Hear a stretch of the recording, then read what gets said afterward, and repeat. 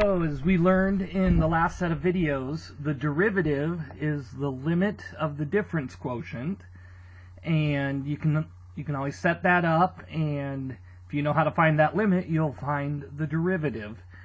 But that can often be very complicated and time-consuming. So fortunately, there are some basic differentiation rules that are kind of shortcut rules that allow you to find the derivative without having to use the definition, without going through the difference quotient. Each one of these can actually be proven with the difference quotient, and so at the very end of these videos, I'll actually prove a handful of these different rules using the difference quotient. But as far as learning these rules, I'm just going to share what the rules are and how to use them, and so you can get good at actually using the rules. I won't prove them until the very end, and I won't prove all of them. I'll just prove a few of them so you can see kind of the idea behind what is involved in that. Okay? So let's begin here. These are some basic differentiation rules. So if you remember, the derivative can be thought of as the rate of change at a function at a given point. And you can also think of it as the slope of the tangent line to the function. Okay? So if that's the case, the derivative of a constant is just 0, right? And I'll kind of draw a little picture here, right? If this is like y equals some constant, well, every point along this line, the slope is 0, right? So the derivative of a constant is just 0. Okay, the derivative of the identity function, which is like y equals x, right? I'll draw a picture of this as well. This is y equals x, and what this is saying is the derivative of this is just 1. The derivative of x with respect to x is just 1. Okay, and that is obvious here because the line y equals x has a slope of 1.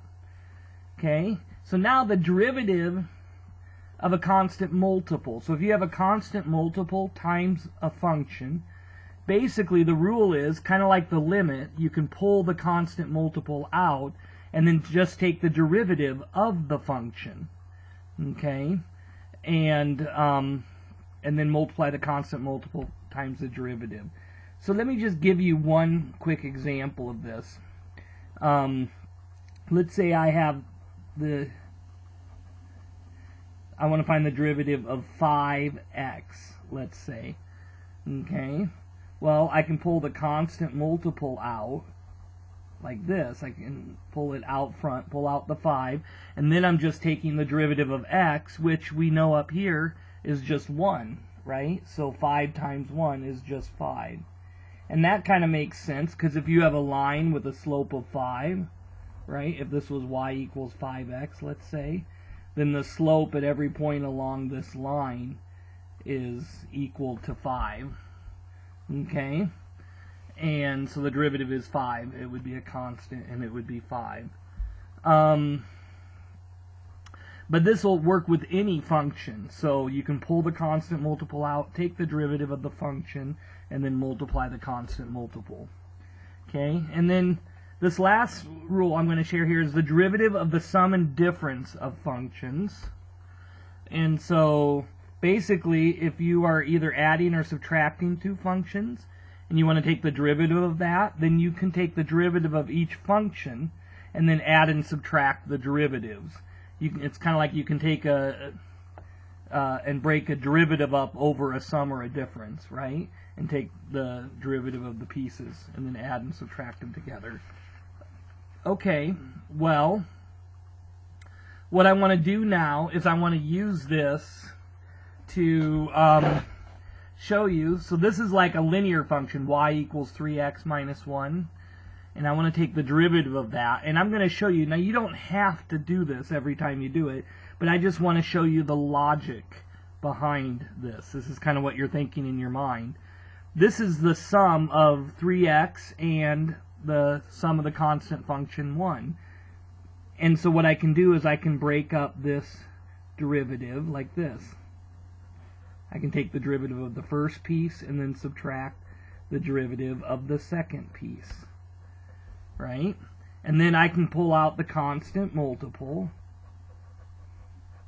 like this minus the derivative of the second piece. Now this is just the derivative of a constant, which is 0. Okay.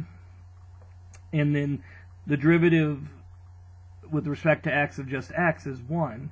So this is like 3 times 1 minus 0. And that's just 3. And so basically the derivative of this line is 3. It's constant. The rate of change, the slope of the graph at every point is 3. Okay?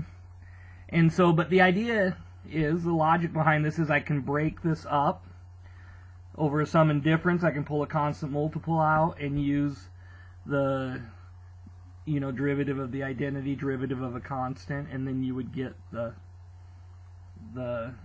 overall derivative. Okay?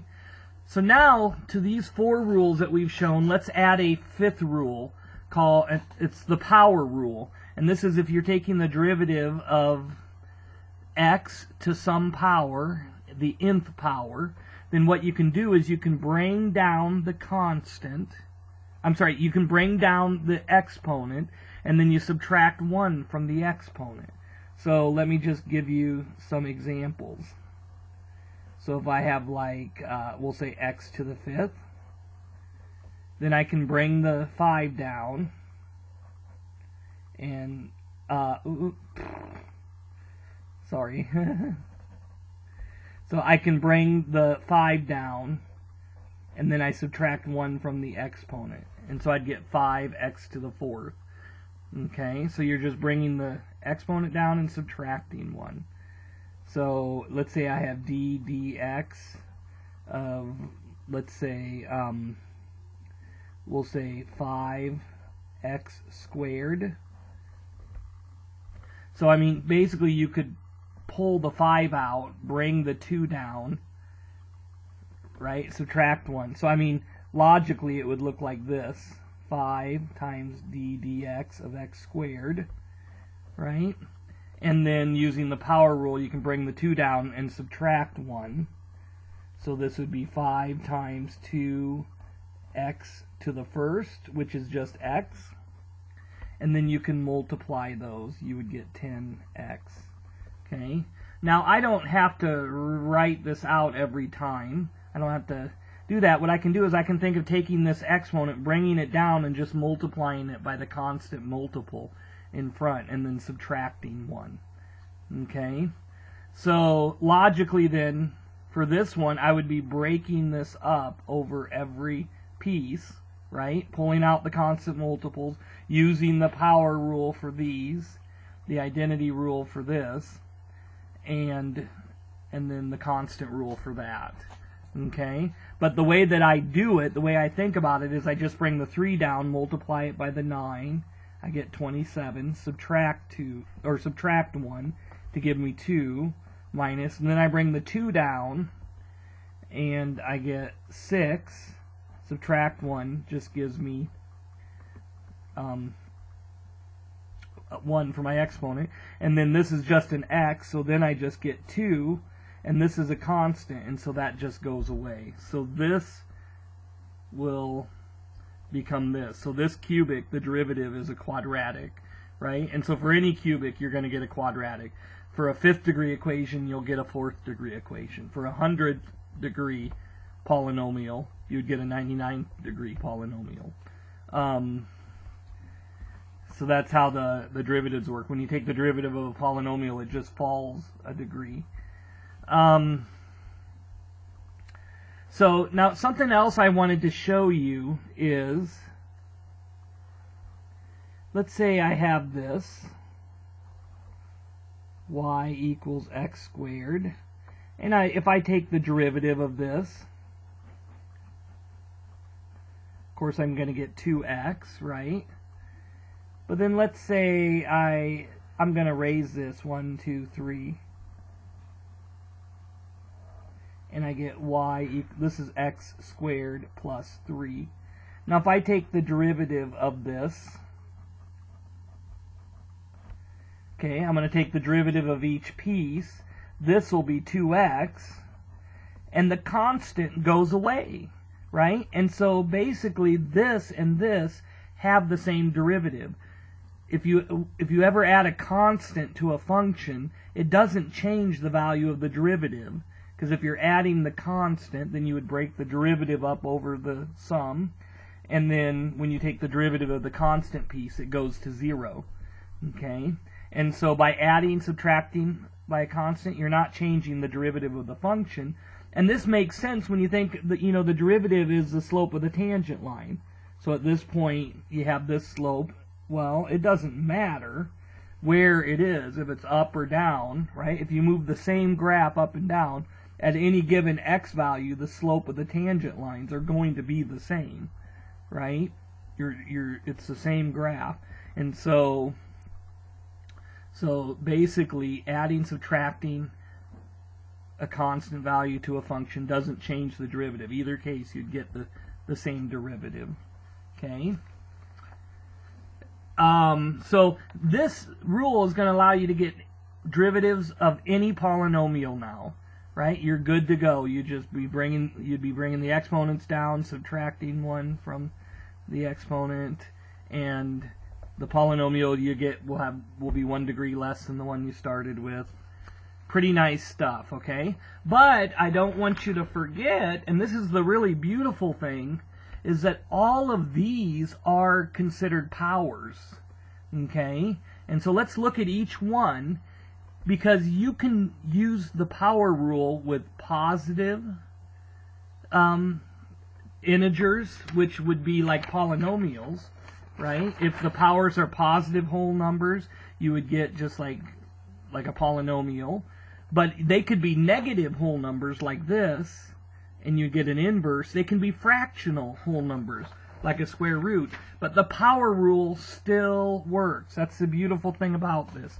So let me show you here.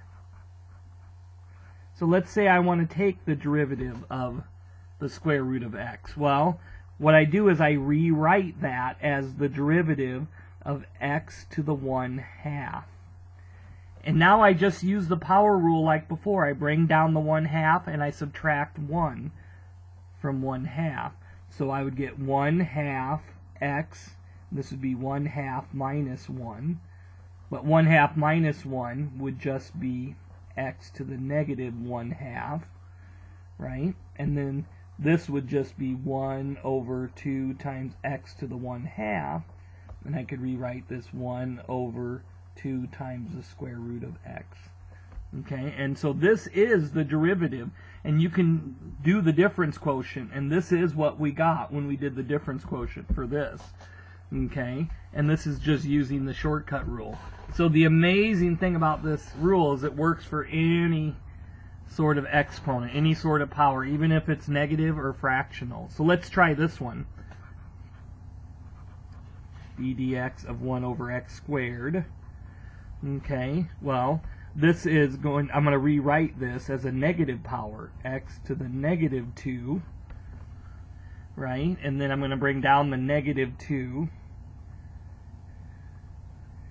x, and this would be negative 2 minus 1. So I'm subtracting 1 from the exponent. Well, negative 2 minus 1 is just negative 3. So I get negative 2x to the negative 3. And I could rewrite this as negative 2 over x cubed. Okay, and that would be the derivative. So let's try these last two here. d dx of 3x to the 5th. Okay, well this is like the x to the 5th to the 1/3 power, right? So I could think of this as kind of x to the 5th to the 1/3 power. A cubed root would be the 1/3 power, right? Well, then I could combine that into a single fraction by multiplying exponents. So x to the 5/3 right? This would be d dx. Sorry. I'm going to take the derivative now. So I'd be bringing down the 5/3, and I'd get x, and then I'd have like 5/3 minus 1. So that'd be 3/3. So 5/3 minus 3/3 would be 2/3. So this would be 5/3 x to the 2/3. And then I could rewrite this 5/3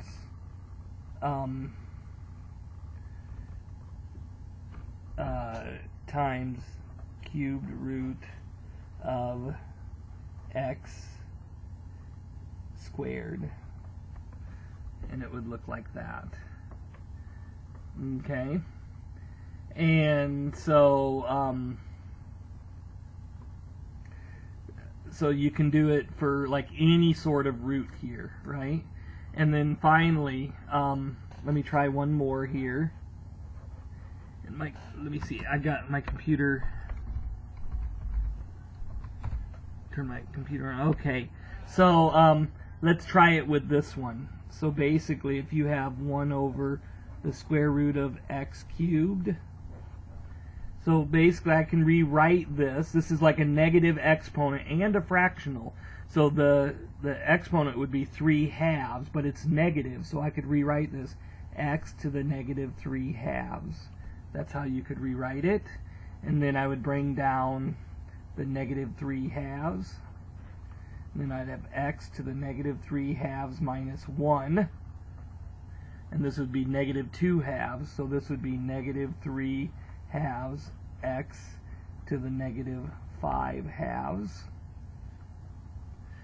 And then I could rewrite this as negative 3 over 2, because I'm bringing this down because it's negative. It would be the square root. I was going to put a 2 there, but I don't need a 2 because it's a square root of x to the 5th. So that's what the derivative of this would look like. Okay, so notice these oftentimes involve rewriting the radical or the inverse as a power, right? And then at the end you usually bring it back to the form that you started with there. So let's try 2 final examples. Now this looks pretty complicated, but the thing here is that the denominator only has a single term, and so you can split up the numerator over these 3 denominators and simplify the function. So this would be like x cubed over 2x minus 3x over 2x plus 1 over 2x. Okay, and now what I can do is then I can simplify here some more, because I can cancel this out, and this would be 5x squared, or 5/2 x squared, and then I would get minus 3/2, and then I would get plus 1/2 x to the negative 1. Okay, so I'm writing that as a negative exponent. Now what I can do is I can just take the derivative with respect to x. So here I'm using this other notation. I'm simplifying this into this, and now I take the derivative with respect to x. I bring the 2 down, and it just cancels out, and I would get 5x. Okay, subtracting 1 from the exponent. This just goes away, and then this would give me negative 1/2, because the negative 1 comes down, making that negative 1/2 x, and then I'm subtracting 1, so this is negative 2, and then I could rewrite this 5x minus 1/2 x over x squared if I bring the negative exponent down. So it'd be 5x minus 1 over 2x squared. Okay, and so you could write it like that. I was going to say maybe I could, if I wanted to put it back into this form, I could put it over a common denominator. So to get this, to have this denominator, I have to multiply by 2x squared, top and bottom. And so this would make this 10x cubed minus 1 over 2x squared. Okay? And then, so that would be the derivative. But the idea here is because there's only a single term in the bottom, you can break up the fraction. Okay? But if this were on the bottom and that were on the top, you couldn't take the derivative anymore with the rules that we have. Because you can't break up a denominator over a common numerator. You can only break up a numerator over a common denominator. Okay? And so that's important. So something similar is going on with this one, right? Because this is just a power. So this would be like x squared plus 1 over x to the 3/5 power. Okay? And so I could rewrite this as x squared over x to the 3/5 plus 1 over x to the 3/5. And then I could rewrite this 2 minus 3/5. So this would be like 2 would be 10/5 minus 3/5. So this would be x to the 7/5 plus x to the negative 3/5. So it would look like this, and then I could take the derivative of each piece. So if I'm going to take the derivative, this would be 7/5 x, and then I subtract 1, which would be 5/5, bringing that down to 2/5.